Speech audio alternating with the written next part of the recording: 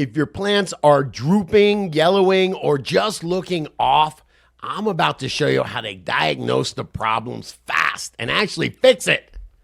Come on, let's get into it. But before we do, this video is brought to you by Real Grow Lab.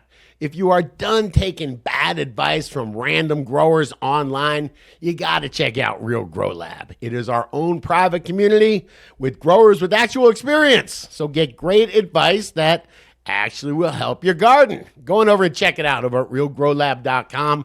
It is free to join. All growers are welcome. And come on, Hi-C, let's talk a little grow, man. All right, man, let's talk about what to do when you start noticing your grow is kind of going south. Yes, and just in all transparency, I just had to do this recently. I made some changes in my grow. I didn't think about them, and then things started reacting, and I had to sit there and scratch my head a little bit. So let's go through the exercise. All right, let's start off with the one that everybody thinks or hopes they never have to deal with, but eventually does, and that's bugs. Yeah, we might as well change your mindset right here. You're going to have to deal with bugs. If you are indoors, they call it IPM, Integrated Pest Management.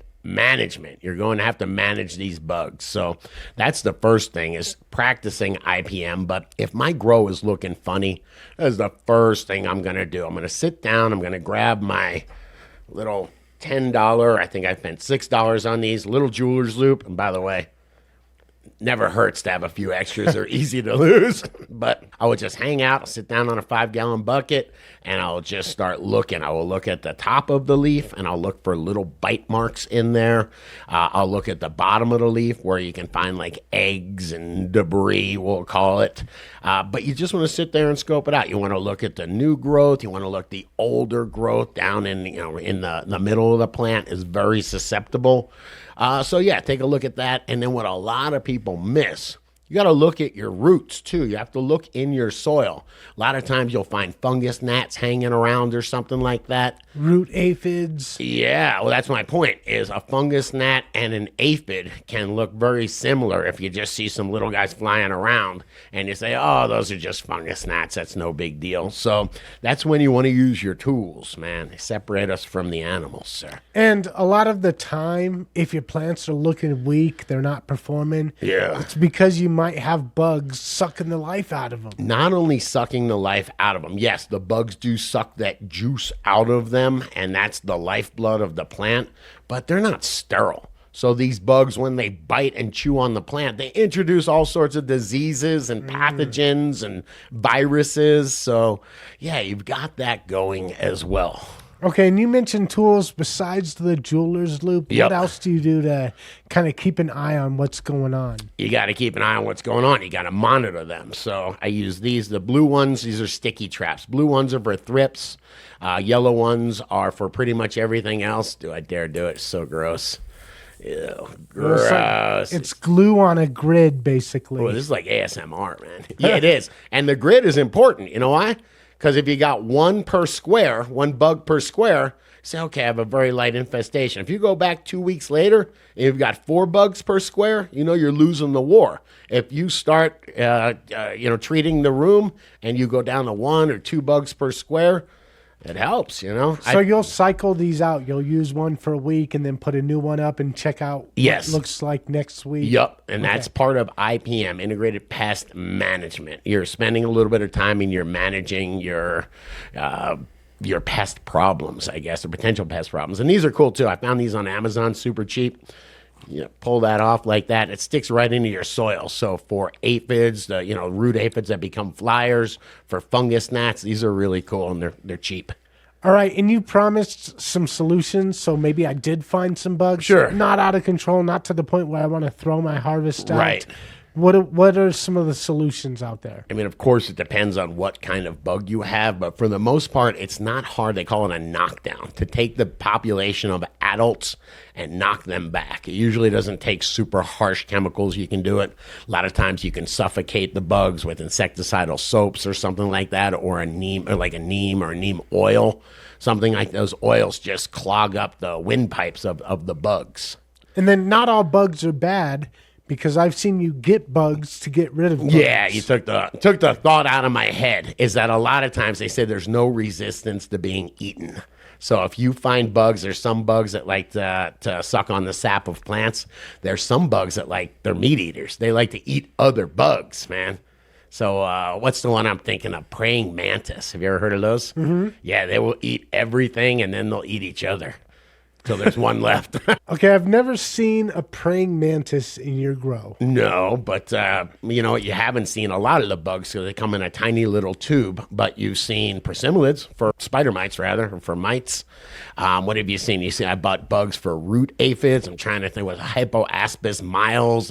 They've got ridiculous names, okay? The root aphid predators. But yeah, there are beneficial predators that, and then the big mistake you can make also, which I may have been lazy and done or cheap and done, is you buy them once and then they get rid of your problem, your population, and then you just don't buy them again, and it missed maybe one egg, so it repopulates. It's a big thing with these, the sprays specifically. You have to break the life cycle of the bug, and which means not just the bug, but also the eggs. Yes, and it's very hard. Nature knows what it's doing. It is very hard to kill the eggs, so you have to wait till they hatch. And if you get them before they're able to lay more eggs in that, they call it a nymph stage. If you can get them in that stage before they become adults, that's how you break the life cycle. Okay, so we got bugs out of the way. This one is the one that actually gave me the most trouble when I first started growing, which is nutrients and water issues. Sure. Yeah, I mean, nutrients, your plant needs nutrients, right? Mm-hmm. We need food. Too much, too little, we got problems, right? Yeah, and I was running into issues where I thought I didn't have enough nutrients, so I kept pouring more nutrients on, and that wasn't actually the issue. Yeah, these nutrients, there's only a certain amount of soil that, or space on the soil particle that the nutrients can bind to, and it's magnetically charged. They're positive and negative charges. You've got soil particle, right? It's only got a certain amount of space for that nutrient to attach to. Okay, potassium, you can just look these up. It's got one positive charge. Calcium has two positive charges.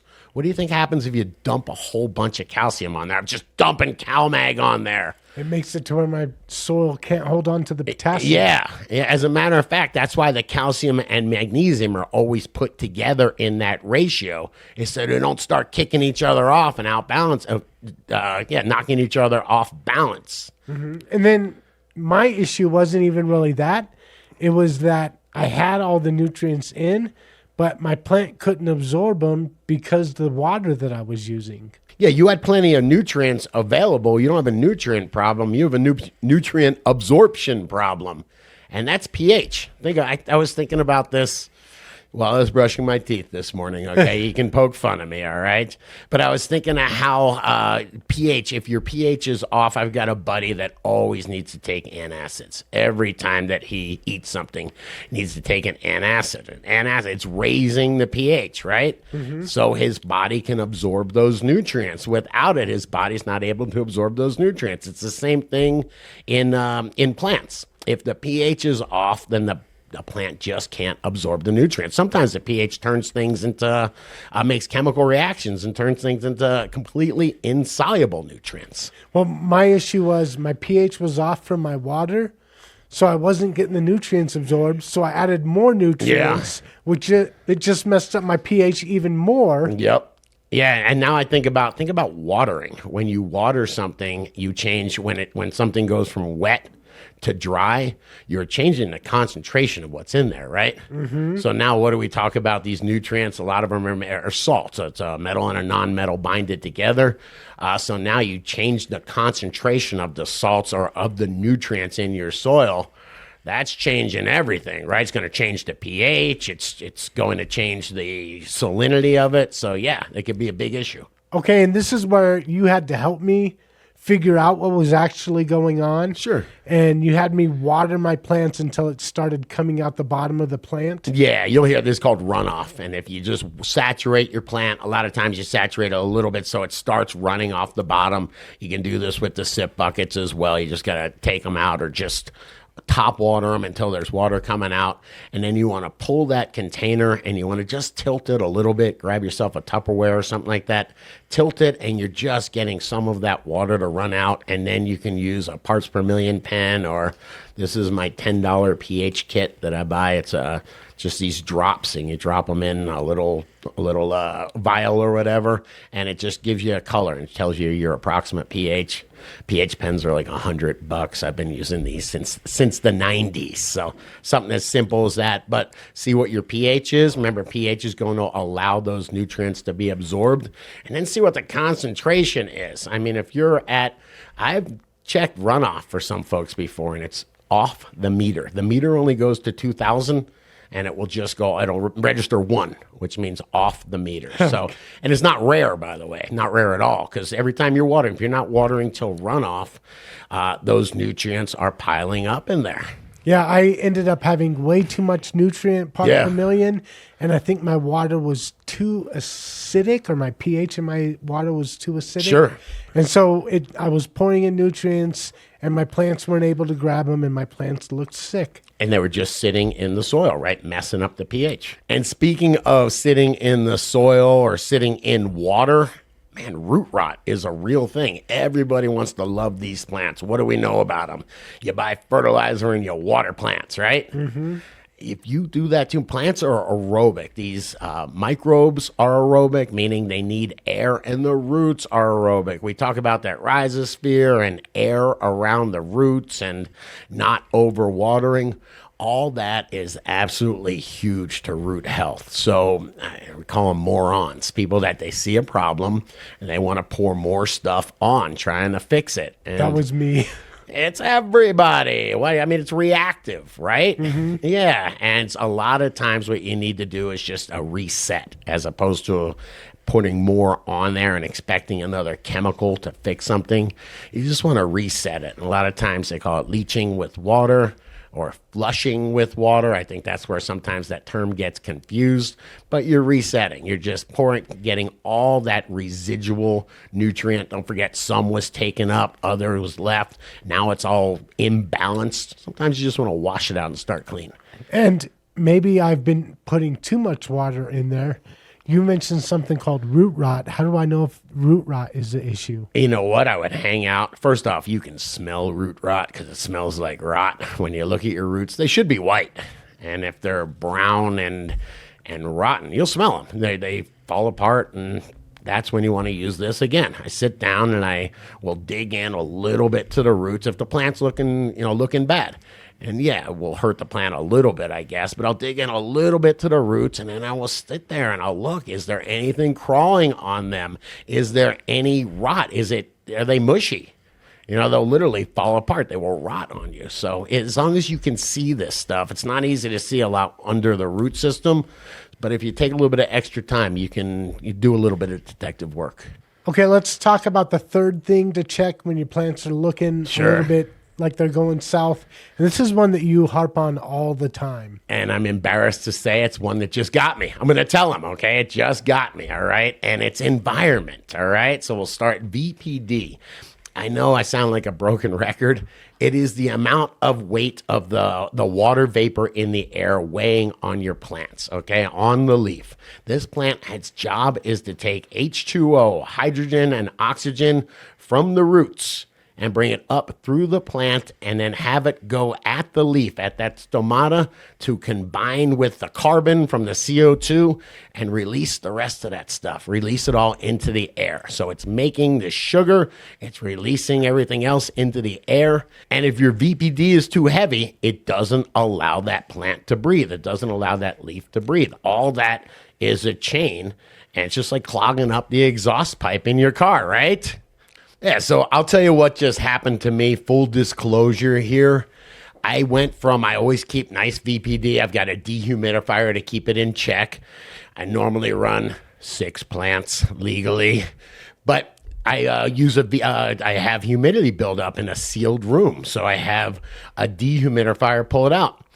Guess what I did recently? The Canatrol is filled. I harvested those 6 plants.